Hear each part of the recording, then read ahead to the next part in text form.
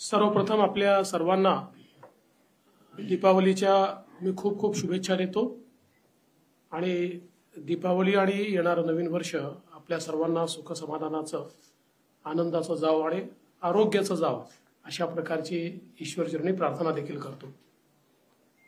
आज अतिशय आनंदाची गोष्ट आहे की रवी राजा यांच्यासारखा एक मातब्बर नेता ज्यांनी महानगरपालिकेमध्ये काँग्रेसचे नेते म्हणून महानगरपालिका गाजवली, मावळत्या महानगरपालिकेचे विरोधी पक्ष नेते म्हणून एक प्रचंड आक्रमक अशा प्रकारची भूमिका ही रविराजांनी मांडली। 5 टर्म सातत्याने रविराजा हे महानगरपालिकेमध्ये निवडून आले आणि आशिषजींनी उल्लेख केला तसा एक विक्रम हा त्यांच्या नावाने हा देखील आहे की 23 वर्ष बेस्टचे सदस्य म्हणून त्यांनी काम केलं आणि बेस्टच्या संदर्भात मुंबई महानगरपालिकेत अथॉरिटी म्हणून रवी राजा यांच्याकडे बघितलं जातं। प्रचंड मोठा जनसंपर्क आहे आणि एक मोठा कनेक्ट काँग्रेस पक्षातल्याही इतर नेत्यांसोबत त्यांचा आहे, ज्याचा येत्या काळामध्ये निश्चितपणे आम्हाला फायदा होईल। त्यांच्यासोबत अनेक नेत्यांनी प्रवेश केलेला आहे, त्या सगळ्यांचं मी स्वागत करतो आणि मला अपेक्षा आहे की रवी राजा यांच्या अनुभवाचा फायदा हा भारतीय जनता पक्षाला मिळेल। त्यांच्या माध्यमातून अनेक लोक आता संपर्कात येत आहेत। पुढच्या काळामध्ये काँग्रेसची काही प्रमुख मंडळी ही त्यांच्या संपर्कातून भारतीय जनता पक्षामध्ये प्रवेश करतील अशा प्रकारची या ठिकाणी परिस्थिती आहे। ती नावं आज मला विचारू नका, ज्यावेळेस त्यांचा प्रवेश होईल तेव्हाच मी सांगेन।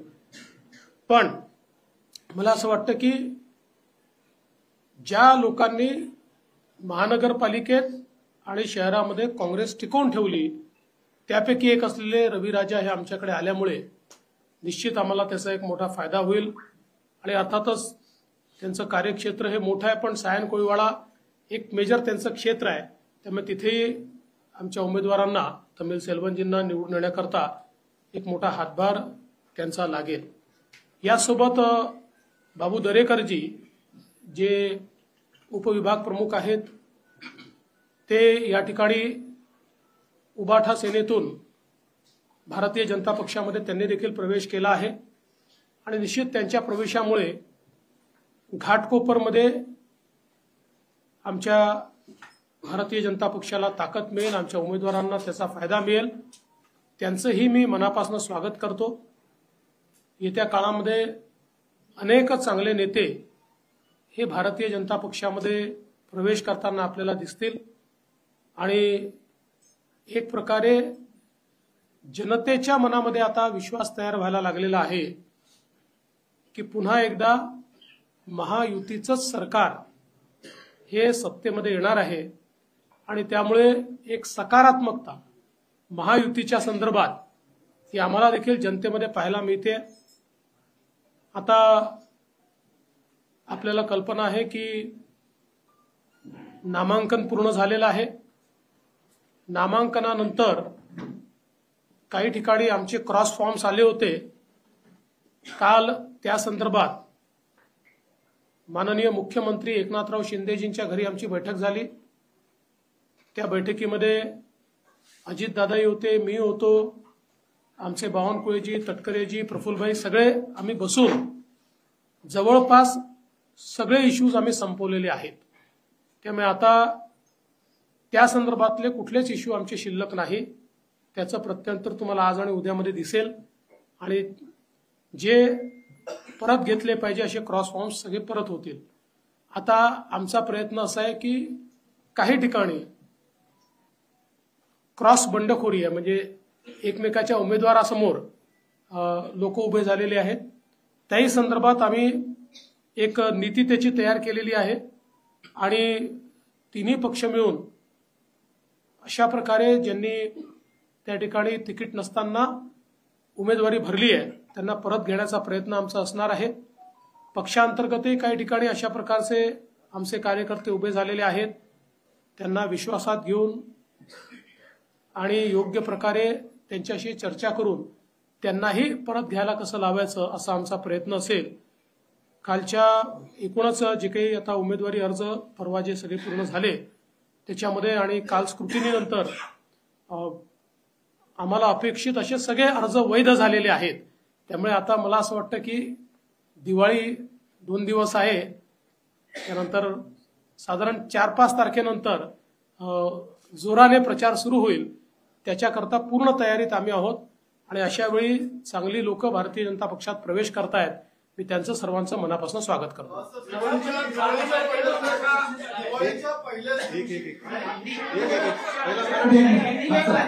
पहिले मराठी मग हिंदी. आपण शांततेने घेतलं सगळे प्रश्न घेऊ. 1 मिनिट जरा शांतता. राहुल दिवाळीच्या पहिल्याच दिवशी मुंबई काँग्रेसला धक्का दिलेला आहे. येणाऱ्या काळामध्ये आणखी काही दिवसामध्ये काँग्रेसच्या प्रदेश नेतृत्वामध्ये काही धक्का मिळू शकतो का, असं काय पाहायला मिळू शकतं का? तुम्ही काय सूचक विधान केलं, येणाऱ्या काळात आणखी काय पक्षप्रवेश होऊ शकतात? निश्चितपणे होणार आहेत. काही चांगले पक्षप्रवेश हे अजून भारतीय जनता पक्षामध्ये होऊ शकतात. तुम्ही त्याची वाट पहा, आज मला विचारू नका. पक्षातील काही लोकांनी अपक्ष म्हणून अर्ज भरलेला आहे, गोपाळ शेट्टी आमचा निश्चितपणे प्रयत्न आहे. बघा, शेवटी गोपाळ शेट्टी हे भारतीय जनता पक्षाचे एक अतिशय प्रामाणिक अशा प्रकारचे सैनिक राहिले आहेत. ते अनेक वेळा आग्रही असतात, पण शेवटी पक्षशिस्त ते मान्य करतात. त्यामुळे आमचा हा प्रयत्न असेल की सगळी परिस्थिती त्यांना समजून सांगावी आणि त्यांनी नेहमी जी भूमिका घेतली आहे भारतीय जनता पक्षाच्या मागे उभं राहण्याची, तीच भूमिका त्यांनी घ्यावी अशा प्रकारचा आमचा प्रयत्न असेल.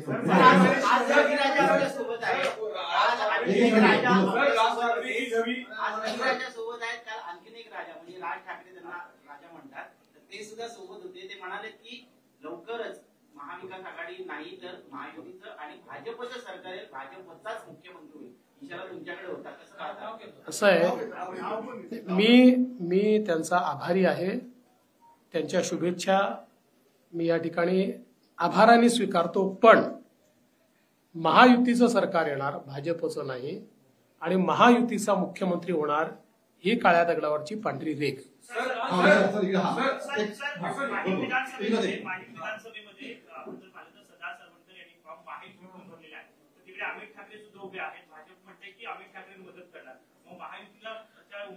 असं आहे, अजून आमची सगळी बोलणी चाललेली आहे.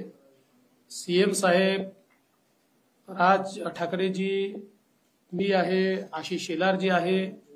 आमचा प्रयत्न आहे अजूनही की मार्ग असा निघावा की ज्यातनं आम्ही सगळे एकत्रित राहिलो पाहिजे. हा प्रयत्न अजून चाललेला आहे. ठाकरेजी सगळी विरोधी आहे, त्यांना उघडपणे समर्थन देत आहे आणि त्यांच्या समर्थन पण घेत आहे. त्यामुळे भाजप उत्तर भारतीय वोट भाजपवर नाराज होणार नाही का? एक. आणि दुसरं, तर तुम्ही कोऑर्डिनेशन कमिटी बनवली होती तरी पण महायुतीमध्ये बंडखोरी का झाली? पहिल्या प्रश्नाचं उत्तर असं आहे की आपण जो प्रश्न विचारला त्याचं उत्तर हे मागच्याच लोकसभेच्या वेळी मी दिलेलं आहे की आता राज ठाकरे यांनी व्यापक हिंदुत्वाची भूमिका घेतलेली आहे. बघा, क्षेत्रीय अस्मिता जी असते हिला भाजपचं नेहमीच समर्थन राहिलं आहे, पण त्याच्यासोबत क्षेत्रीय अस्मितेसोबत एक राष्ट्रीय अस्मिता आहे, तिचा स्वीकार होणं हे महत्वाचं असतं. ती राष्ट्रीय अस्मिता म्हणजेच हिंदुत्व हे राज ठाकरेंनी स्वीकारलेलं आहे आणि म्हणून मला याच्यामध्ये कुठलाच प्रश्न वाटत नाही. दुसरं काय विचारलं तुम्ही? नाही, ते ठीक आहे. अरे बाबा, कोऑर्डिनेशन कमिटीने जर लोक बसले असते तर कोऑर्डिनेशन कमिट्याच तयार केल्या असत्या. कोऑर्डिनेशन कमिटी एक विषय असतो.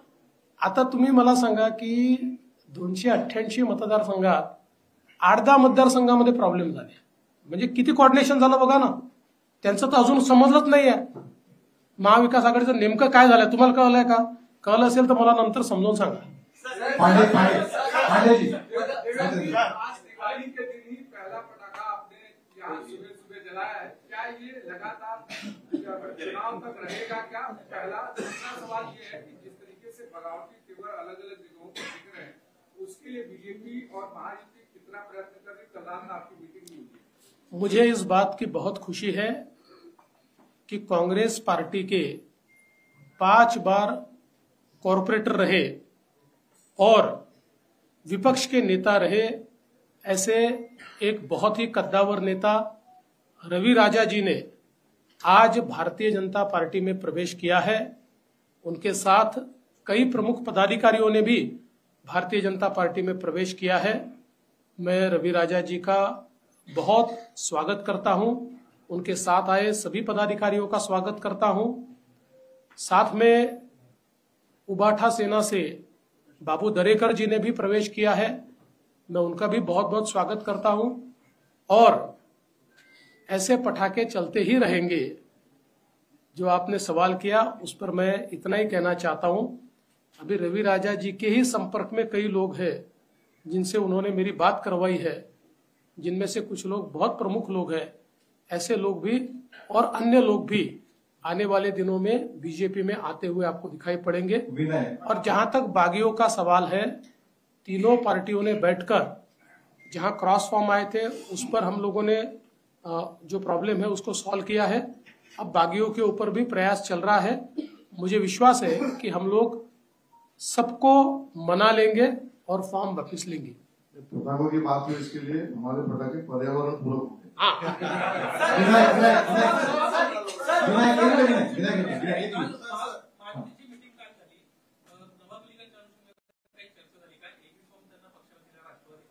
मला असं वाटतं याच्यावरची अधिकृत भूमिका आशिष शेलारांनी काल मांडली, त्याच्यानंतर मी देखील ती भूमिका अधिकृत आहे हे सांगितलेलं आहे। त्यामुळे आता याच्यावर पुन्हा पुन्हा चर्चा करून काही फायदा नाही। ऑल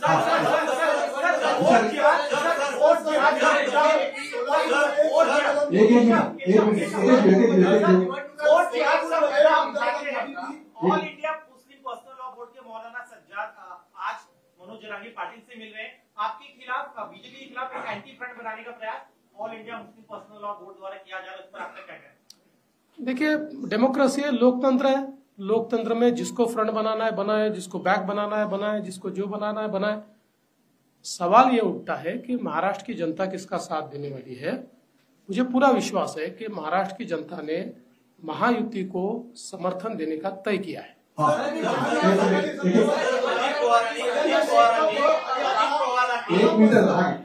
अजित पवारांनी तासगावमध्ये फार मोठं वक्तव्य केलं। कथित सिंचन घोटाळ्या प्रकरणी त्यांनी आर पाटील यांनी माझा केसाने गळा कापला असं वक्तव्य केलं। मोठा गौप्यस्फोट आहे। ती फाईल तुमच्याकडे आली होती काय?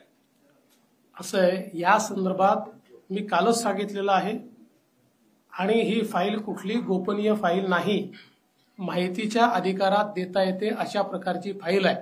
त्यामुळे तुम्हाला काय इंटरेस्ट असेल तर तुम्ही देखील मागून घ्या, पण आता वारंवार तो प्रश्न कशाला। आता आर पाटील हे हयातीत नाहीत, त्यामुळे त्याच्यावर फार बोलणं योग्य नाही। मला असं वाटतं त्या संदर्भात काल मी उत्तर दिलेलं आहे। भारतीय जनता पार्टी ने नवाब मलिक को अपने से अलग कर लिया था, एनसीपी ने भी अलग कर लिया था। निश्चित रूप से उनकी मुलाकातें होती थी, लेकिन जिस प्रकार से नवाब मलिक को कैंडिडेचर दिया गया है, आने वाले दिनों में सरकार बनती है तो क्या नवाब मलिक को आप सरकार में शामिल करेंगे? क्योंकि वो तो एनसीपी। अरे भाई, हम तो उनका प्रचार ही नहीं करने वाले, तो कहां से सरकार में शामिल करेंगे। हमने हमारी अधिकृत भूमिका कल बता दी है कि हम लोग उनका प्रचार नहीं करेंगे। उनके खिलाफ शिवसेना का उम्मीदवार है, उस उम्मीदवार का प्रचार भारतीय जनता पार्टी और शिवसेना करेगी। लेकिन नवाब मलिक के बेटी के खिलाफ, नवाब मलिक के बेटी के खिलाफ महायुति का कैंडिडेट क्यों? शिक्षक आहे, त्यांच्या पगारवाढीचा निर्णय घेण्यात आला होता, मात्र काही त्याच्यामध्ये त्रुटी आहे, ती पडताळणी करायची, त्या निर्णयाला ब्रेक दिली गेली आहे। काय नेमकी याच्यामध्ये सविस्तर माहिती? मला वाटत नाही असा कुठला ब्रेक दिला। आम्ही घेतलेल्या कुठल्याच निर्णयाला ब्रेक नाही। आमचे निर्णय सुसाट असतात, ब्रेक लागतच नाही। जवळपास 100हून अधिक सभा घेत आहेत, त्यामध्ये नरेंद्र मोदींच्या 8 ते 10 सभा आहेत। काय नेमकं नियोजन ठरलं? असं आहे की भारतीय जनता पार्टी आणि सगळेच पक्ष निवडणुकाच्या निमित्ताने सभा घेत असतात। आमची राष्ट्रीय पार्टी आमच्याकडे अतिशय पॉप्युलर अशा प्रकारचं नेतृत्व आहे, लोकांना हवं असं वाटणारं नेतृत्व आहे। त्यामुळे निश्चितपणे मोदीजी असतील, अमित भाई शाह असतील, नड्डाजी असतील किंवा आमचे मुख्यमंत्री असतील, किंवा गडकरी साहेब असतील, असे जे राष्ट्रीय स्तराचे राजनाथ सिंगजी असतील, राष्ट्रीय स्तराचे नेते असतील किंवा आमचे मुख्यमंत्री असतील, आम्ही कोणाकोणाला बोलवणार आहे हे फार सोपं आहे. तुम्ही आमची 40 लोकांची स्टार प्रचारकांची यादी बघा, त्या यादीत ज्या त्या प्रत्येकाची आम्ही या ठिकाणी सभा करू.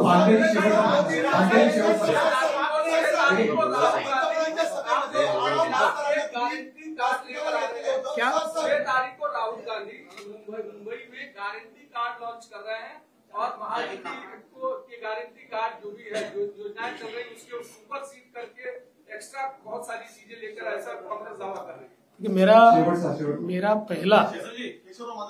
मेरा पहला सवाल राहुल जी को यही होगा कि आपने ऐसा ही गारंटी कार्ड तेलंगाना में दिया था, वो क्यों इम्प्लीमेंट नहीं हो पाया? आपने ऐसा ही गारंटी कार्ड हिमाचल प्रदेश में दिया था, वो क्यों नहीं इम्प्लीमेंट हो पाया? आपका गारंटी कार्ड ये राजस्थान में और छत्तीसगढ़ में फेल हो गया, इसलिए लोगों ने आपको फेल कर दिया. तो ये गारंटी कार्ड का ढकोसला लेकर जो वो आ रहे हैं उसकी क्रेडिबिलिटी 0 है. काँग्रेसने कट केलेला आहे. मोदींच्या व्यासपीठावरती ते दिसलेले होते. तुम्ही मोठा कार्यक्रम घेतलेला होता घराचे चालू वाटतं. आधी शेकापचे जयंत पाटील, आता डाव्या पक्षातील आडम मास्तर. महायुती अशा लोकांना संधी देणार का, जवळ करणार? आडम मास्तरांना चांगले लोक कोण आहेत आणि वाईट कोण आहेत याची ओळखच पटली नाही. ते आमच्या विरोधी विचाराचे असताना देखील गरीबाला घर दिलं पाहिजे म्हणून 30,000 घरं आम्ही त्यांच्या संस्थेच्या मार्फत बांधून दिली. 30,000 घरं. आणि आउट ऑफ द वे जाऊन गरीबाकरता त्याला ऍडिशनल पैसा देणं, त्या ठिकाणी सोयी करणं, या सगळ्या गोष्टी आम्ही केल्या. तरी देखील लोकसभेच्या वेळी त्यांना काँग्रेसने चॉकलेट दिलं, ते काँग्रेस सोबत गेले. आता त्यांच्या लक्षात आलं, आता ठीक आहे, आता ते त्यांनी ठरवायचं आहे काय करायचं आहे ते. मला एवढंच वाटतं की कोण उपयोगी आहेत आणि कोण उपयोग करून घेतात याचा कधीतरी विचार आडम मास्तरांसारख्या लोकांनी केला पाहिजे. रवि राजा के आने के बाद भारतीय जनता पार्टी क्यों मजबूत होगी मुंबई में? कितनी सीटें आप मुंबई से निकाल पाए? देखिए, बहुत मजबूत हमारी पार्टी मुंबई में होगी क्योंकि एक अनुभवी नेता हमारे पास आया है. विशेष रूप से उनका जो कार्य क्षेत्र है और उसमें भी सायन कोळीवाड़ा है कि जहां से एक प्रकार से वो अपना बड़ा वजूद रखते हैं. वहां तो हमको फायदा होगा ही, लेकिन उनके संपर्क से अन्य जगह पर भी फायदा होगा. तुषार आखरे आणि मग 5 मिनिटं रवी राजा भाऊ. दिवाळीचे दिवस आहे. तुम्ही अनेकांना दिवाळीच्या शुभेच्छा देतात. मला दिवाळीचे फोन येतात. 2 प्रमुख फोन. उद्धव ठाकरेंचा तुम्हाला दिवाळीच्या शुभेच्छांसाठी फोन आला का? शरद पवारांचा तुम्हाला फोन आला का? किंवा तुम्ही यांना दिवाळीच्या शुभेच्छा देणार आहात का? मला अजून फोन आला नाही, पण माझ्या जाहीरपणे त्यांना दिवाळीच्या शुभेच्छा आहेत.